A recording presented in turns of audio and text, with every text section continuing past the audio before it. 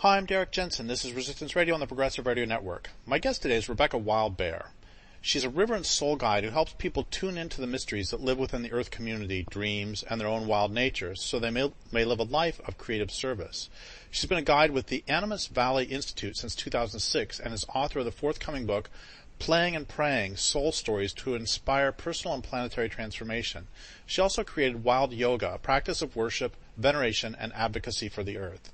So first, thank you for your work in the world. And second, thank you for being on the program. Thank you. I'm glad to be here.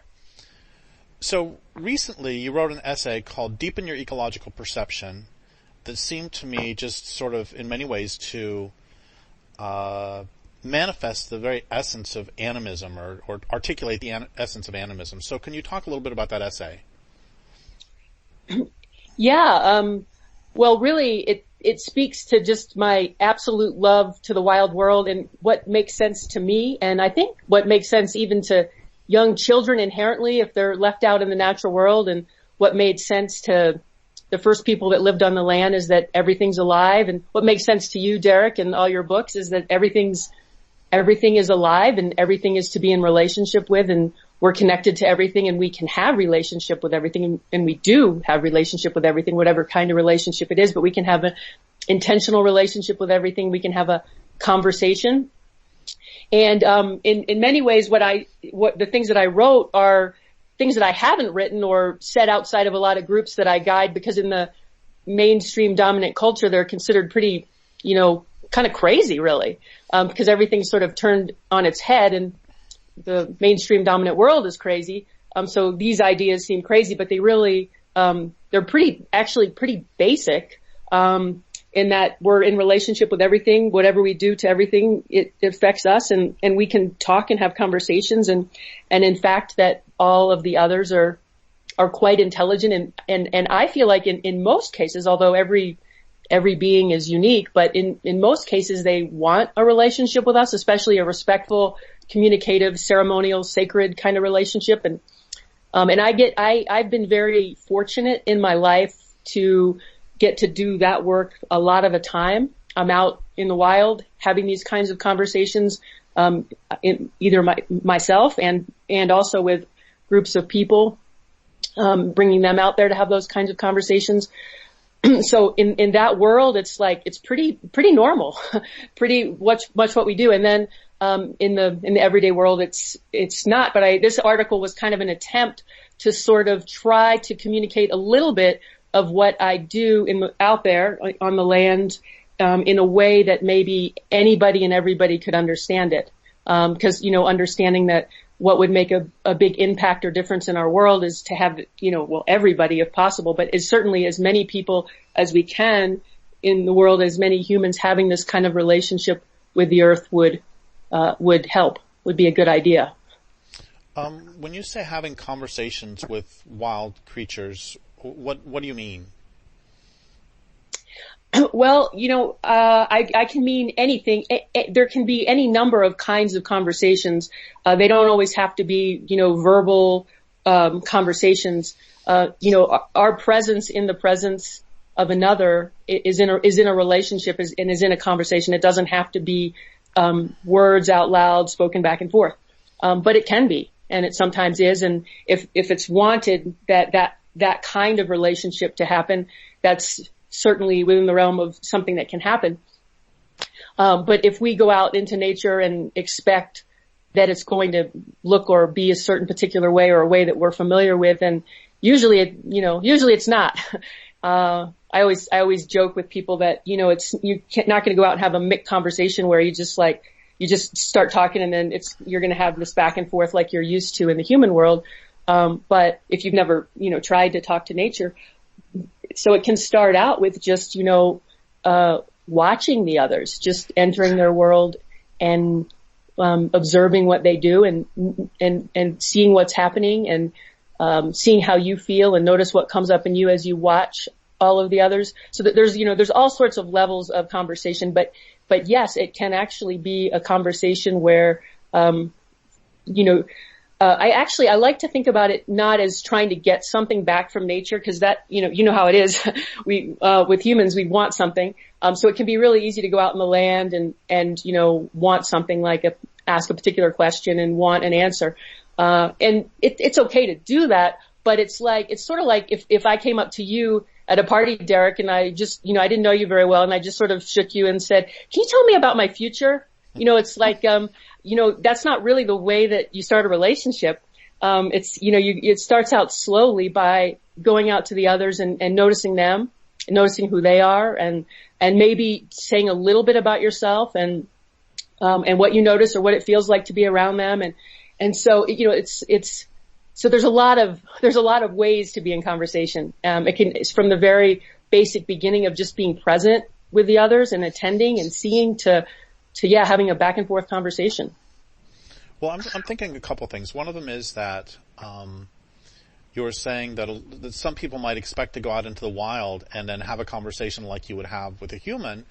But the truth is, right now, if I got in the car and drove to Walmart and walked into the frozen food aisle and walked up to the first person I met and said to them, and expected to have the same conversation with them that I'm having with you right now, everybody in Walmart would think I was crazy. And so my point is that even with humans, I think if people walk into nature and expect for everybody to be paying attention, to want to have a conversation with them right then, that would be kind of crazy. We don't even expect that of humans. But somehow when it comes to non-humans, if we don't get a conversation in 10 seconds, we think, oh, well, it's not going to happen. Yep, totally, yeah. And also with nature, it's like there's lots of ways it communicates. So you're listening for the way that it communicates back, and it's a different language. It's also like if you might imagine going to another country and trying to talk to somebody, and then if you couldn't understand things immediately, just giving up, that like, oh well, I guess we can't connect because we speak really different languages. Well, Germans don't actually speak because they're not speaking English. Yeah, totally. Well, and actually, this morning I had it's a very small conversation, but this morning I was asleep and the dog needed to go to the bathroom, so he started pawing at the side of the bed until he woke me up. And I mean, if you can't speak English, then say, "Hello, Derrick, could you open the door for me?" How are you going to do it? And that's a pretty trivial example, but I want to go a different direction. That when before I wrote A Language Older Than Words, originally the book was supposed to be about our experiences of interspecies communication. But when I talked to people, what I found was that there was a real dissonance between their public and private statements on it. So many would say, "Oh my gosh, I've had these intense relationships with a certain grove of trees or a river, or the river came and said this to me." But they would always say, "I can't say this in public though because I'm really scared that everybody think I'm crazy." So do you experience that dissonance between people's public and private experience of their relationships with non-humans? Totally, completely. And in the work that I do guiding groups where we all are out there talking to nature, everybody seems to be really kind of relieved and at ease and just thrilled that they can just simply be in a place where they can just talk about their conversations with nature openly without having to try not to talk about them. So yeah, and I would say even as a person that's been talking to nature for more than a couple decades, I generally have not tried all that much to tell people outside of the circles who show up and want to learn about that and engage in that way. I will mention that I talk to nature to pretty much everybody in the mainstream world. If it comes up, I won't lie about it. But I won't necessarily mention it. But people don't ask a lot of questions. If they're not into it, they, even, family members, will make a joke about it, but they won't say, well, what did you say? Or there's like a real, there's a real wall, it seems like, between people who love that and people who it's just so weird we can't even ask questions or talk about it. And so the people that actually do want to talk about it love congregating with other people who like to talk about it. And yeah, I don't know quite why it is that, I mean, that's been my experience. And I've probably, I'm very conservative about what I share about my, conversations in the natural world. They're intimate and private. And actually, Derrick, your writing has somewhat inspired me to be bolder in what I think about putting out to the world that they might not get, but be willing to say it anyway. Because I would say in my life, I haven't taken those risks as much. And, it seems really important to do so. But there's a big difference. And, seems to be, people who really want to talk about those experiences and aren't able to, in most mainstream contexts. So let's demystify. I'm trying to, there's this idea that if you say, I had this conversation with a squirrel or a bear or a tree, there's this sort of notion that you immediately fall into the woo-woo territory. And it seems to me, I mean, some of it can be pretty open to interpretation, as when, I mean, a great example for me is that I used to think a long time ago that walking helped my writing, that I'm thinking about some idea, and if I just walk, then that somehow shakes something loose. But I soon, not soon, it took a few years to realize that actually what was happening was very place-based, and if I walk through a city, I don't get the same responses as if I walk through a forest and say, okay, so can you help me figure out what I should say next in the book? I'm stuck here. And so they can be very, and we can go more cosmic and woo-woo in a minute, but I wanted to just say that example as one of the things that's sort of on the farther edge, but on the nearer edge is stuff that's really tangible. And I think, what am I trying to get at? That people, I really want for people to understand that non-humans are just other beings with lives that are just as, in many ways, mundane as yours and mine. And if we happen to intersect, we can say hello. Do you see what I'm getting at with this? Yeah, it seems like that it doesn't have to be, there doesn't have to be as big of a gap as there is between the idea of having a conversation and having one. They're there, and you can have a conversation. And is there something else? And there's something I want to add too, but go ahead. There's some other thing I didn't quite get. Well, so yeah, please do add the thing. And then also, while you're doing it, can you talk about some of the sort of tangible and least woo-woo of the conversations you've had? We can do more woo-woo ones later, but just sort of ease people into the shallow end of the pool, like with the dog waking me up this morning because he had to go out and pee. And so say the thing that you wanted to say, and then also bring in some of your most tangible, or how did you move from, oh gosh, I'm just going to take a walk in a forest, to, oh my gosh, I'm actually participating in conversations. So that's what I want to get at. Yeah, great. And I think that's related to where I wanted to go as well. But let me just make one comment too about the dog story that you mentioned, which I think is fascinating, because certain animals, like dogs, probably most people would feel that dogs communicate with us. They do. We know what they're thinking. We know what they want. They find ways to communicate with us. And interestingly, like an animal like a dog that can walk on its legs and like look at you with eyes and breathe and move around and, scratch you with his paw and bark, that's a different kind of being than, say, a flower or a tree that just, stands in place. And so, certain beings have ways of getting their points across, like they find a way, they're more active in like making sure they communicate. And other beings, it's like, maybe they're not necessarily like that. It doesn't mean they don't communicate. It's just that they're not necessarily like going to come actively try and get your attention or communicate something. But to your point of basic strategies. Wait. I want to say something about that real quick. Sorry.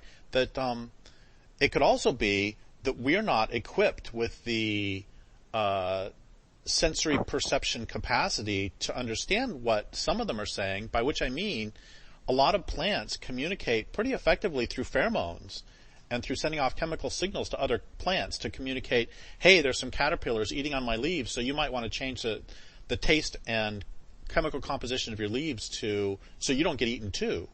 And we don't have the capacity to perceive that. Or a great example is, I just love this, that honeybees see ultraviolet, and if you put ultraviolet onto all sorts of flowers, you'll see little arrows pointing to where the bees are supposed to go. You'll see, so sometimes they may actually be communicating and we can't perceive. It's not that they don't necessarily communicate actively. Oh, I agree completely. And I think I meant to say maybe they're not that interested in communicating with us humans. Maybe they might not have something to say to us, like the same way your dog had something to say with you. But I completely agree that they're communicating with each other absolutely all the time.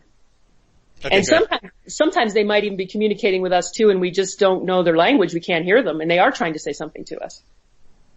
But yeah, the back to the basics, I would say, before, when I was young, I had a sense that everything was alive before I was taught that I wasn't, that it wasn't.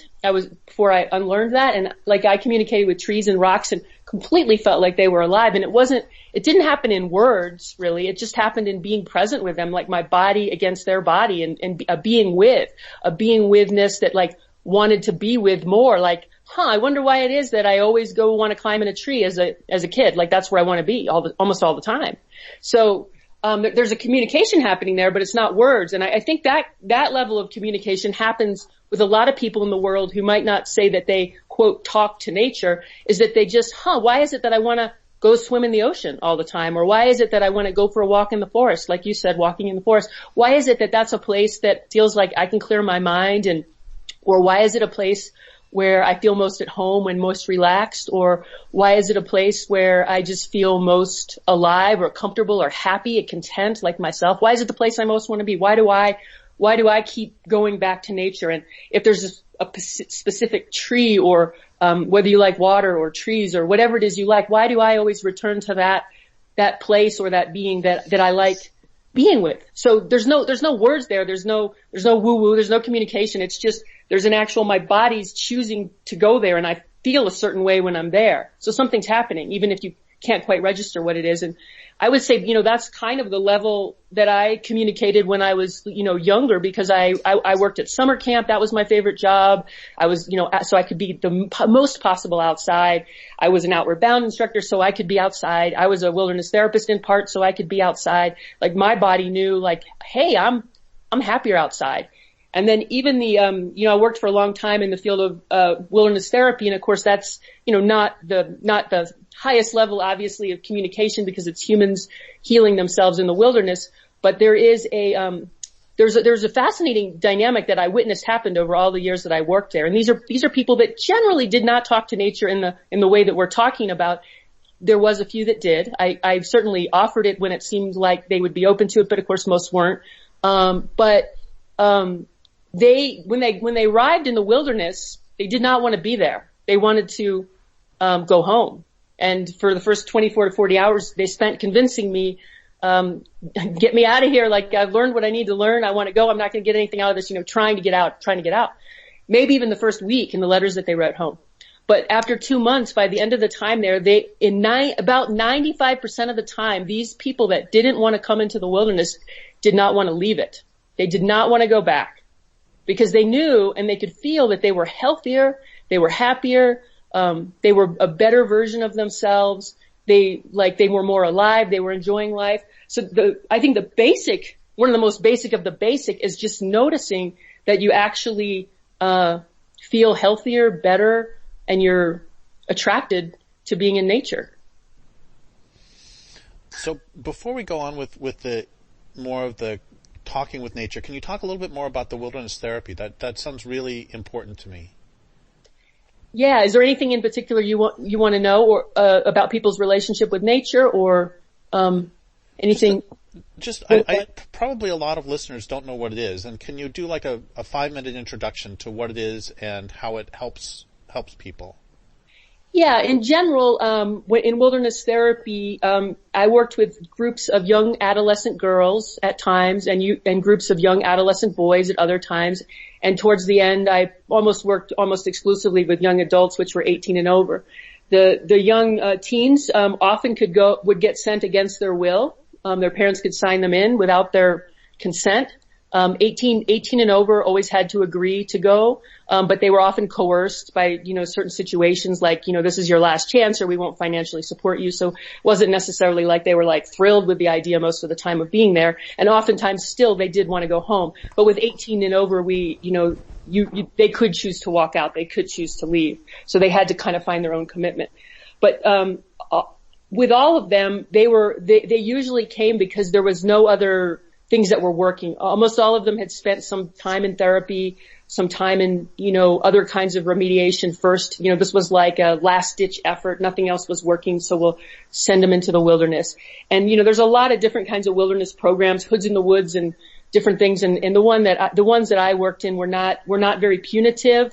They were much more like, safe emotional environments to express your feelings, to learn positive ways of communication.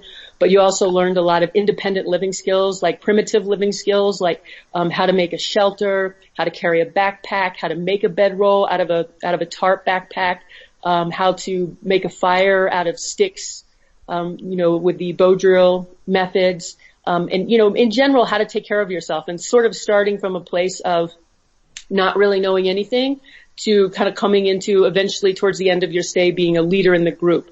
We used to call it forced success because you couldn't, part of graduating was learning all the skills. And a lot of the young people who came didn't feel that they were very good at anything and didn't feel that they could accomplish much. So it was a big deal for them to come to the place to discover that actually that they could learn how to do things that most people in the world don't know how to do, which are levels of basic care and survival that, hey, I can actually live out in the wilderness. So there was like a general, and the focus, although people had, psychiatric diagnoses, there was, the focus of the program really was not the pathology. It was more, kind of what, them, building, resourcing and building skills to be able to become a stronger person, and then also being able to deal with some of their challenges from the place of their resources. And how do you think that having this happen actually out in a wild place helped? And let's drop off the skill learning because, honestly, you could learn how to make a fire in an alley in a city if you had to. So what was so special about this being in nature, and how did that help them? It helped a lot. And I think even more than, gets generally verbalized in most wilderness therapy programs. Humans like to think that they're the ones out there doing the great therapy and making it happen. And I'm not saying there isn't some great stuff happening. And I was one of those therapists, but I can honestly say as one of those therapists that I felt like, having what I would call the lead guide or the lead therapist be the wilderness, that my job was so much incredibly easier than it ever would have been if I tried to meet with somebody in an office. And the things that happened and it was actually rather enjoyable to work there, which people might not think that because they're like, oh, you're working with some of the most difficult people. But the change that happened for people was rapid. And usually you could say, sound like I'm selling wilderness therapy, but I'm not. But it was miraculous to see what could happen for people in the wilderness, in 24, 48 hours. Kids would be begging me in 48 hours, I can go home because I've had so many breakthroughs. Let me tell you what I've discovered. And on some level they were accurate because they had probably in that 48 hours had more, realizations about themselves than if they had, gone to like a year of therapy. And then of course there was a whole lot more to learn. And it was, it's just being out there. It's simply just being out there. And you've been out there. We've all, like, if anybody's been camping, like wilderness therapy aside, when I go guide a program for 11 days, I know that I'm going to be different when I come back in at the end of those 11 days. Because every time I go out there, nature makes me stronger, gives me something in some way, even things I don't even ask for. Sometimes pushes me, challenges me. It's not always like easy stuff, but it's like the next thing. I always get the next thing. Like this is the next thing. So that's what happened. You know, you grow. It makes you every day that you spend out there and give yourself to it. Nature is just a healing place to be. I feel like in some level, it's not like it's even trying to necessarily do that. It's not like trying to heal me. It's just that it is so itself. It is so healthy and so itself. And in the human world, we're so kind of, mixed up. We're confused. We have so many voices in our head, and what do I follow and what do I think and this and that and this and that. And nature is so healthy in itself that when we go into the field of nature, when we just put our being in the field of nature, just like if we put our being in a field of really strong, healthy human relationships, that can help make us stronger. But even stronger, so like nature, we put ourselves in that field and we become stronger, more ourselves too. So in your essay that was so great, you mentioned that Laura Sewell offers 5 practices to cultivate ecological perception. Do you remember those, or do you want me to read them off? No, I have them right here. Yeah. Okay. Yeah. Could you go through those, please? Yeah. The first one is learn to attend. So the basic is just to getting out of our heads. I think that's one of the hardest things. It's just step one, but for people is that if you just go for an hour hike once in a while and you have a really busy lifestyle and a lot going on, it's really easy to just quote go for a hike and go out there and just be out there in your head trying to figure some things out. And it's not that like we can't always, stop our head from doing what it's doing. But it's a bit like choosing that whatever our head's doing or not doing, that we're choosing to bring our awareness to pay attention to all the others, to receive, to look around, to be pulled in by the forms and textures of nature, to just let ourselves be, noticing, even enchanted, paying attention to everything out there, more so than whatever's happening in us. Which, by the way, every one of these steps that you say, I just want to make explicit, is also true in intrahuman relationships. You can certainly improve intrahuman relationships by learning to attend to the other person as opposed to what I'm projecting is going on. Yep, exactly. And I think that's our having a relationship with nature improves our ability to have human relationships, because nature teaches us how to be in relationship in some ways better than the human world can teach us, depending on the humans we're around. Go ahead. Go ahead. No, go ahead. I was just going to take you to the next step of Laura Sewell, unless you wanted to talk more about the first one. That's where I was heading to. Okay. So the second one was perceive the relationship between things.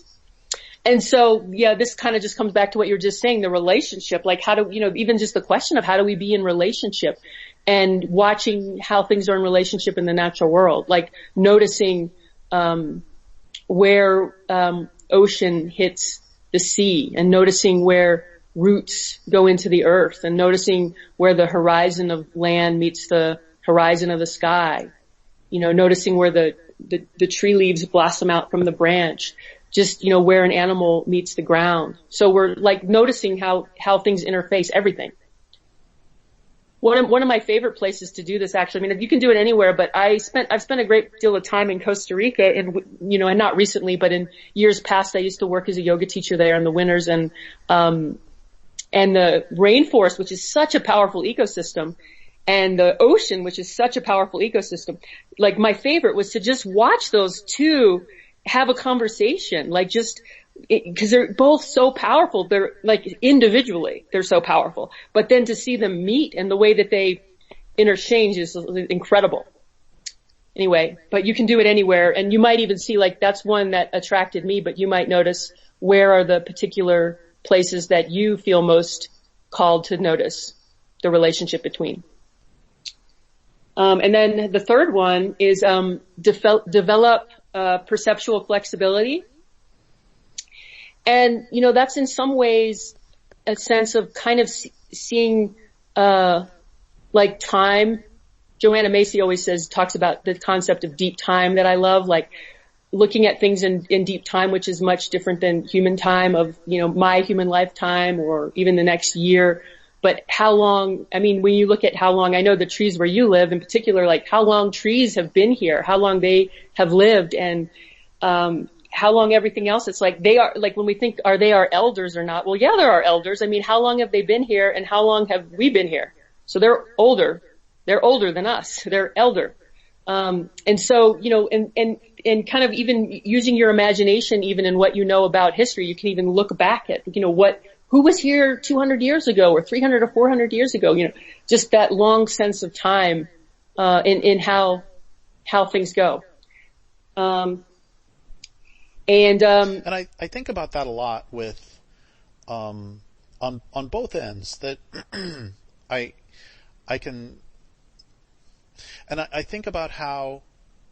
think about something that, Vine Deloria said to me a long time ago, that he said that his students, when he taught at the University of Colorado, they might go hiking for a weekend, and that's nice, but that hasn't really developed a relationship with nature. They've had what he called an aesthetic experience, that to really get to know a place takes, I've learned that living in this place for 20 years, that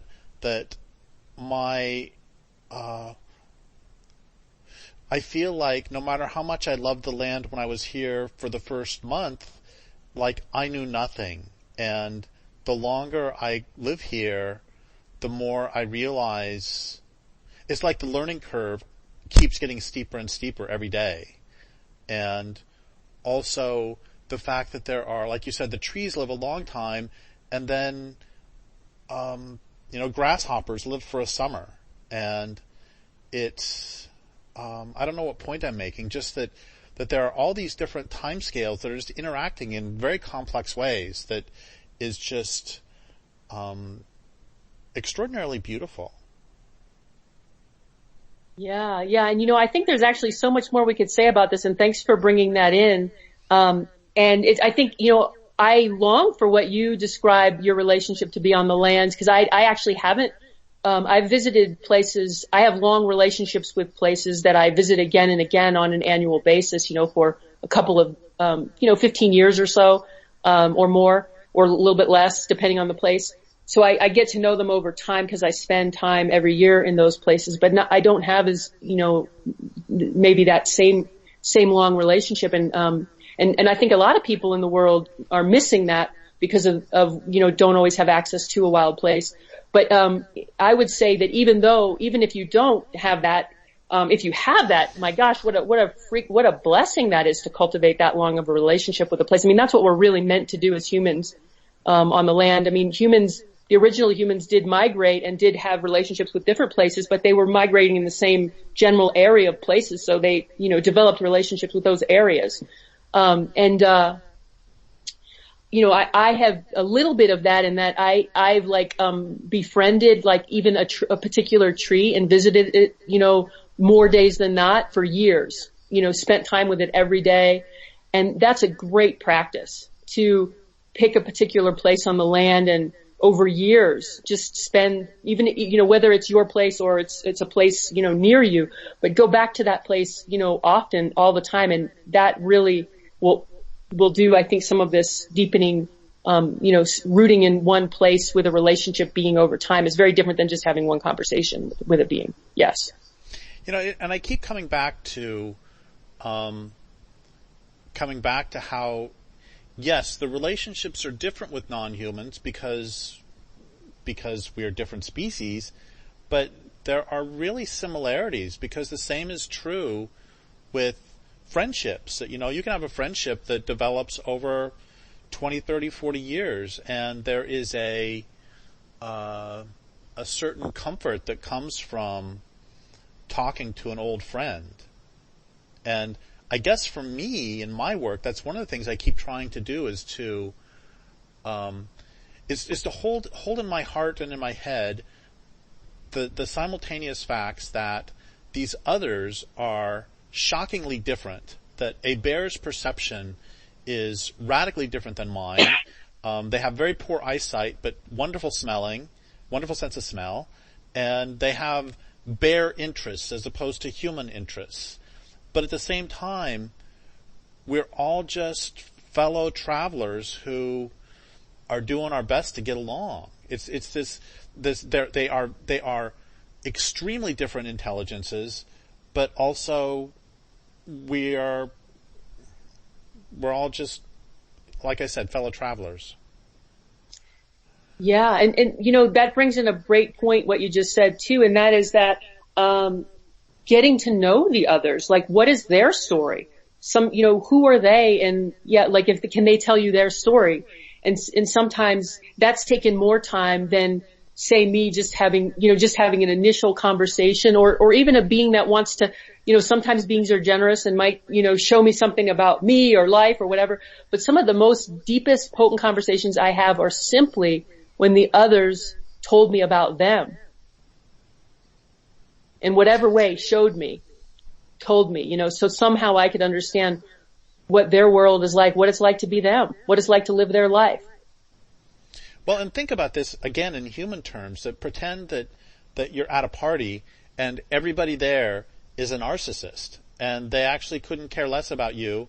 And so you wander around and everybody is saying, hey, let me tell you what I did today, and let me tell you what I did yesterday, and let me tell you about my great life and all the amazing things I've done. And then maybe once in a while you encounter a person who says, hey, how you doing? And sometimes I feel like that's how we are when those of us who care about the non-human world, those of us who perceive the non-human world as having things to say, I mean, I almost feel like sometimes it's a little bit of a shock to the others, like, oh my gosh, a human actually cares what I think. I don't know. You can take any of that any direction you want. Oh yeah. Like this is great because you're just reminding me other really great things to say. But and that is that I think it's true, and this might sound really bizarre, but I'm gonna say it anyway. And that like I guide in certain places over and over again, so you could say those places are kind of used to human conversation because every year maybe sometimes other guides, sometimes like that place has had many conversations with humans over some years. And then I've gone to other places where, I can almost feel like somehow that, like you said, it'd be a shock if I like started to have a conversation. It kind of reminds me of like, I was in high school, I was like super shy, right? So once it occurred to me like, oh, like I think I should just start talking to the people around me. Well, mid-year I'm like, okay, I'm going to do that. I'm going to start talking. Like, well, I hadn't been talking for 2 months, so I just opened my mouth and then everybody like looked at me like, what just happened? And they're like, and I, like, that's kind of like what the beings in nature who've never been talked to by a human, I feel sometimes like, maybe not all the time, but sometimes like that shock you're talking about. But other times, other places, like when I go back to the places I guide, it's like they know like we're coming because we've come before. We've done it again and again. And a place feels different when it's talked to by humans and interacted with by humans than when it's not. I don't know if I can describe how it's different, but it's like all places are animated, but you can imagine like a human, if you imagine a human that never got spoken to, nobody ever talked to it, what that human's face or demeanor or energy might be like, that everything just walked by it and never talked to it. And then you can imagine what a human looked like who you interacted with and talked with and people were like interested in. There's a difference in that, how those two different, like say young children or humans would look. And it's similar with nature. They're affected by how we relate to them. A great example of that is I mention all the time that I see bears almost every day. And part of the reason that started is because, I live on some land that's also basically in a neighborhood, and most of the people here don't like bears at all. And my mom, and I too, my mom loved bears, and the bears discovered that this is a place that they wouldn't get chased off. And this took a long time to develop any sort of trust at all.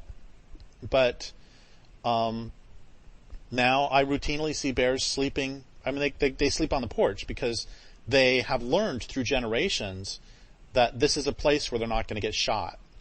And a real quick story. I just heard this from, there's all those terrible fires in Australia, and there was a woman who's done a lot of rescue work on kangaroos through her life. And in the midst of these fires, she woke up one day and there were 35 kangaroos in her garage. And they were, some of them were kangaroos that she had raised and then released into the wild. And others evidently had just heard the news. And the point is, they knew a safe place. It's like, we're going to go back, everywhere is in flames. Let's go to where we knew we were safe. And I just keep coming back to, yes, it's extraordinary and wonderful and beautiful to have communications with non-humans, but on another level, it's not any big deal. It's just, you and I are having this conversation. It's no more big deal than the fact that you and I are having this conversation now. Yep. I agree with you completely. And I saw that story. I read that story too. And it reminded me a little bit of, I knew a woman in Costa Rica who rescued monkeys who were abandoned. A lot of the monkeys there mother monkeys were getting, hurt from the electrical wires. And then they were finding babies that had been living on the mother's back and were alone. And so this woman would rescue these babies and she would raise them. And then once they were old enough, she would take them back to this particular national park and let them go. Well, occasionally she would go for a walk in that national park. And whenever she went for a walk, all those little babies that were now adults that had raised her, they came to see her and to jump on her and to say hi.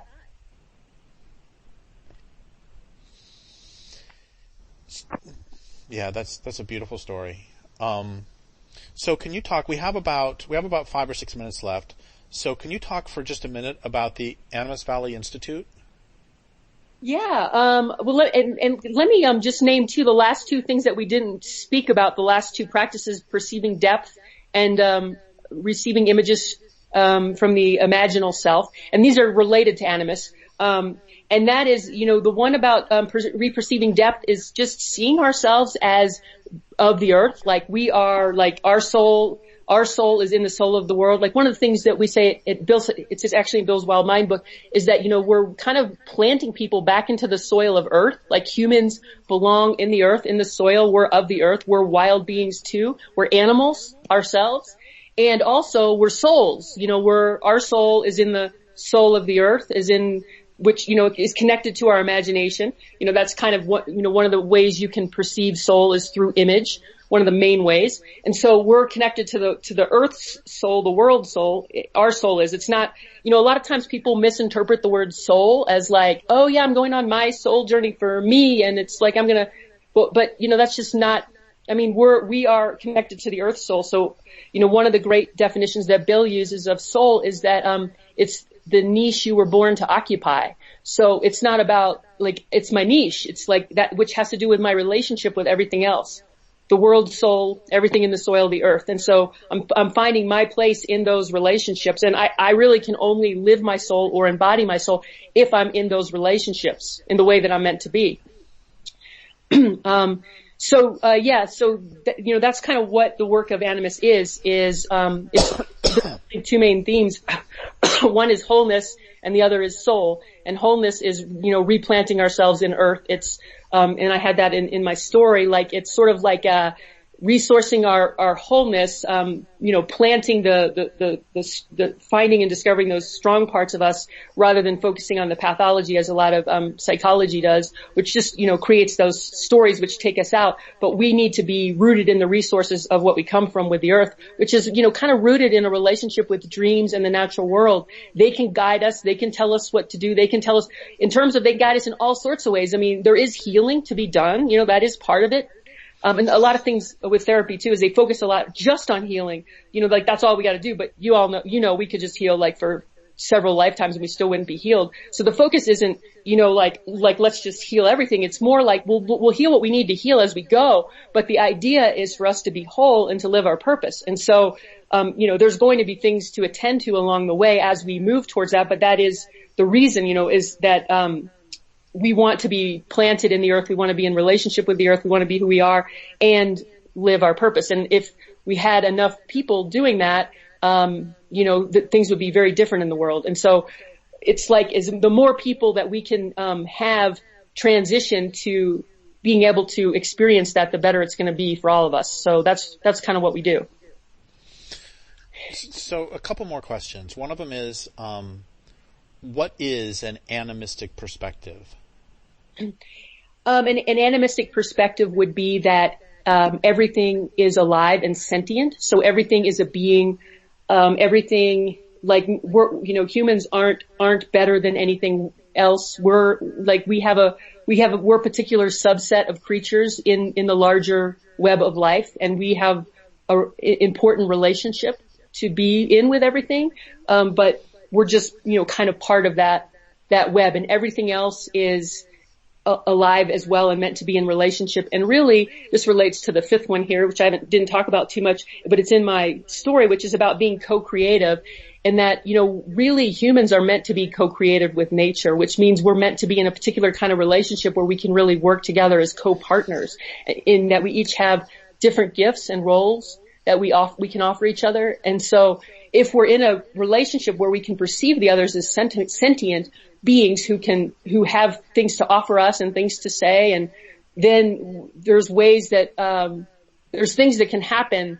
There's things that we can create or dismantle or do, or, the possibilities are endless for what we could do if we are co-creative partners. And that's really what we're meant to do, is we're meant to live in a web of relationship that's that way. So if anybody wants to know more about your work, or specifically if anybody wants to go into the wilderness with you, how do they learn more about your work, and how do they actually, and how can they actually have you help them with reconnecting to nature and reconnecting to themselves? You mean, how can they find me, or, well, how can they, when is your book coming out? How can they read more about your work? And then also, I know, you and I met, I don't know, 8 months ago, 6 months ago, however many months ago, last year, and you were just getting off the river, and how, if they want to participate in any of that, how would they do that too? Those are the two questions. How do they learn more about your work? And if they want your help, how do they get it? Probably you can reach out. I have a website. It's just my name, RebeccaWildbear.com, which has my email and my phone number on it. So you can always reach out and contact me if you want to continue the conversation further, if you want to hear about programs, if you want to just work one-on-one. There's also Animas has a website that's just animis.org, and that has all their programs, with, my other co-guides as well, all the programs that we do all year.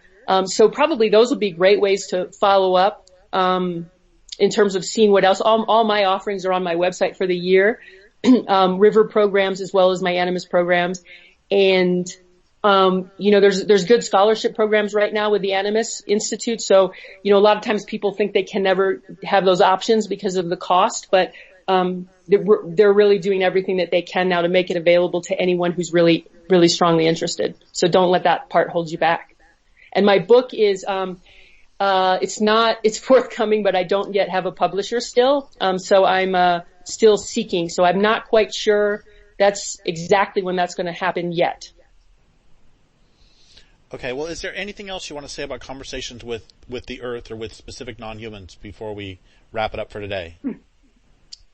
I would just say that, don't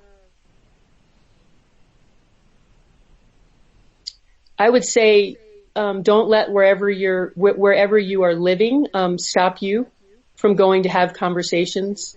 It's great if you can get out in a wilderness setting, like as wilderness as you can, and go have a conversation. But you can also go into your backyard. You can also walk down your street. I have a busy street here. I walk down and I still interface with the natural world. So there's an opportunity everywhere, anywhere, anytime with any natural being, and I hope you do. So I want to say one thing, and then you say one more thing. The one thing I want to say has to do with what you just said, that, you can see this wonder anywhere. That, I've lived around grasshoppers my whole life, and only maybe 10 years ago I was sitting out in a little field, and I saw a mother grasshopper sticking her abdomen into the ground, and she had dug a little hole, and then she was planting seeds. Or not planting seeds, she was planting eggs. And it was just like a sea turtle, except, she's only an inch long. And the point is that A, it had taken me 50 years of living around grasshoppers to actually see this, and B, even that, it was just one of the most beautiful experiences of that entire summer, was to see this mother passing on, and you can see that anywhere. Yep. Yeah. You can be surprised by what shows up. A lot of the time when you go out there, you don't think certain things are going to happen, and then they do. So, I would say, and it's also great to get to a really wild place as well, if you can. Really, it's, I would say in our culture, it's so hard to unplug ourselves. It can be the way the world is, and the phones and the cars and the computers, but to unplug yourself for an hour, for a day, for a week, to get out there and listen, it's like, it changes everything. Well, thank you so much for your work in the world, and thank you for being on the program. And I would like to thank listeners for listening. My guest today has been Rebecca Wildbear. This is Derrick Jensen for Resistance Radio on the Progressive Radio Network.